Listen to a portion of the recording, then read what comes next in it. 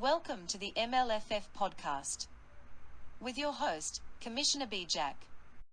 Welcome into episode 3 of the Major League Fantasy Football podcast.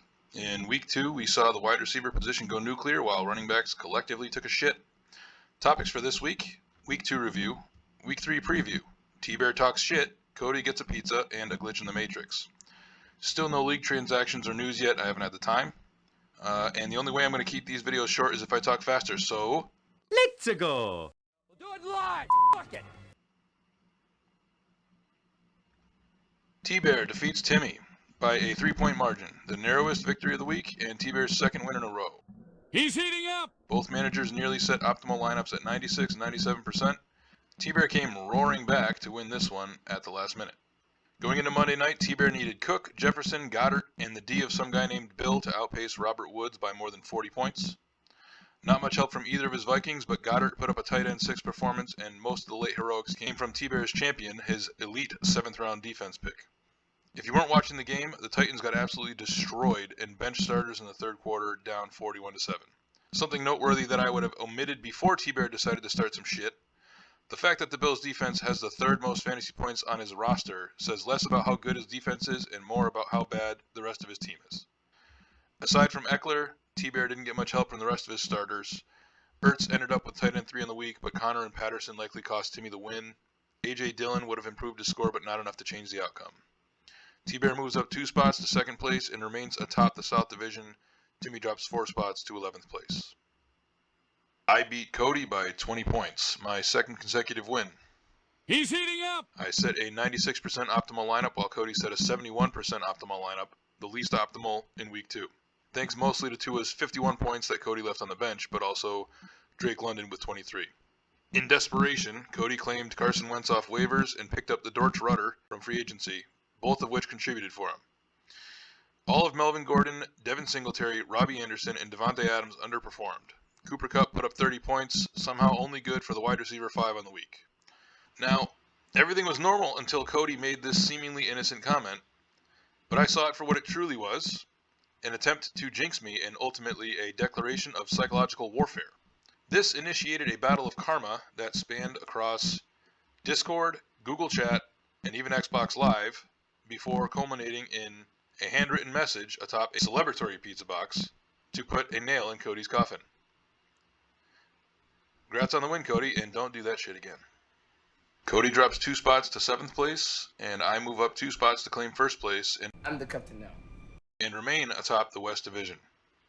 Rhino defeats Gardo by 21 points with a 92% optimal lineup to Gardo's 86%. Gardo's optimal lineup would have given him the win by just half a point, but no reasonable person would have the balls to start that configuration of players. Tyreek Hill put up 4 as the wide receiver 2 on the week. Mandrews was a tight end 1 with 25, but Zeke and Chase Edmonds sucked a fat one, and it's more than a little concerning. Kyler was fast garbage until late in the game, where he seemed to rack up all 30 of his points in the 4th quarter and overtime. Rhino's 7th round pick was the number 1 defense on the week. Nobody tell Gardo that he can drop Dak down to IR and free up a roster spot. Rhino climbs 2 spots to 6th place and also takes the lead in the North Division. Gardo remains in last place. Santos defeats Spencer by 32 points with a 78% optimal lineup. Spencer actually played his optimal lineup. Perfect. Josh Allen did his thing, quarterback 3 on the week, and David Montgomery ran well against the Packers, but aside from a 1-yard touchdown run, Derrick Henry was getting stuffed by Bills D all night long.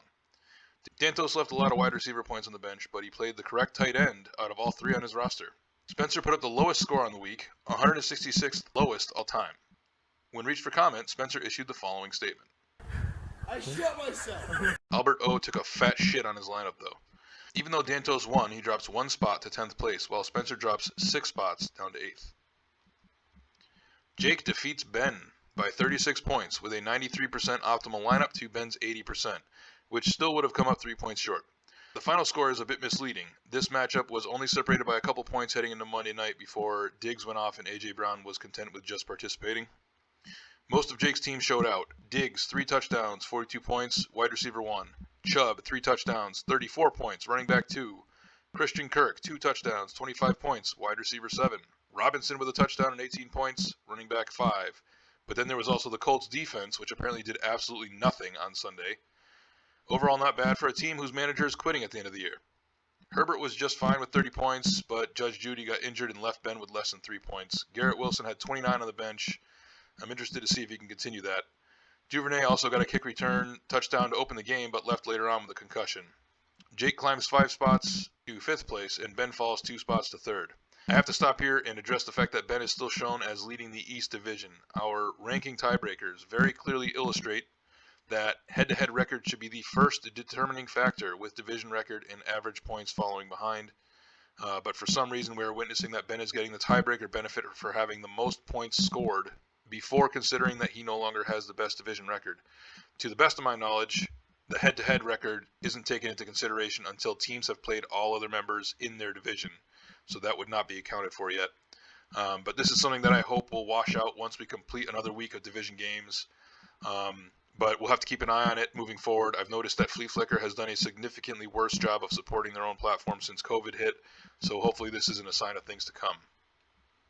John defeats Jose by an 89-point margin. That is blowout of the week and the new blowout of the year. It's the 8th largest blowout all time since 2017. Jose played a 91% optimal lineup, and I can't really say that John played his most optimal lineup, considering that he would have started an inactive Kamara if I hadn't fixed his fuck-up. Not that it matters, look at all that green in his lineup, he would have won anyways. Lamar, Protestant McCaffrey, Pollard, Sun God, Amari Cooper, and the Niners defense all had huge days. Pitts was the only stain on his roster. John obviously scored the most points on the week, good for 6th most all time. Jose never held the lead in this one, but thanks to Aaron Jones' RB1 performance Sunday night, we all have a much more realistic shot at challenging blowout of the year. Dalton Schartz took Shart, and Jamison Crowder was a desperation play when Gabe Dave was a late scratch on Monday night. John now leads the blowout of the year and league pick'em payouts and is tied for most blowouts with Cody at 1 apiece. John climbs 7 spots to 4th place. Jose falls 3 spots to 9th. 2-0 Brian versus 0-2 Timmy. I am 3-2 against Timmy since 2017 and favored by 18 points. I beat Timmy in week 2 of last year to take the lead in our head-to-head wins. 2 streaks are on the line here, and one of them has to end. 1-1 Ben versus 1-1 Dantos. This is an East Divisional matchup. Ben is 1-0 against Dantos all time and a nearly 10-point favorite. Their only meeting was week 7 last year when Ben won by 25. I'm interested to see in how JT and Derrick Henry bounce back this week. 2-0 T-Bear versus 1-1 John. This is a South Divisional matchup. T-Bear is 3-5 against John since 2017 and an 8-point favorite against him this week. Fun fact, this is the first time that T-Bear is playing against John with a roster that John didn't ask T-Bear to draft for him. They last met in week 11 of last year where T-Bear beat John by 18. Will John be able to repeat his performance from last week? In a word, no. 1-2 Gardo versus 1-1 Jake. Jake is 5-2 against Gardo since 2017, but an 8-point underdog here. Week 8 last year, Jake beat Gardo by 25. Will Gardo get his first win? Will Jake quit the league if he does? Zeke may be the deciding factor here. 1-1 Cody versus 1-1 Jose. This is a West Divisional matchup. Cody has been dominant against Jose, 4-1 against him since 2017. Cody beat Jose by 22 when they last met, week 8 of last year. Cody and Jose hope to have Michael Pittman and Gabe Dave back respectively. 1-1 Rhino versus 1-1 Spencer. This is a North Divisional matchup. With a margin of nearly 1.5 points, this is the tightest projected margin of the week, and with the division on the line, this is the game of the week. Head-to-head, Rhino and Spencer are dead even at 5 wins each, but the last time they met, in week 11 of last year, Rhino got smacked up to the tune of 33 fantasy points. Cortland Sutton could see an uptick in production if Judge Judy misses time, but then again, the Broncos coaching staff still have no idea what they're doing. Spencer's optimistic that J.K. Dobbins makes his much anticipated return this week. Look at this shit. That is it. The trading deadline is 61 days away. The playoffs start in 85 days. And do not forget to submit your weekly pick'em like I did last week, because I was too busy reminding you guys not to forget to submit your weekly pick'em. Eat shit. Thank you for listening to the MLFF podcast.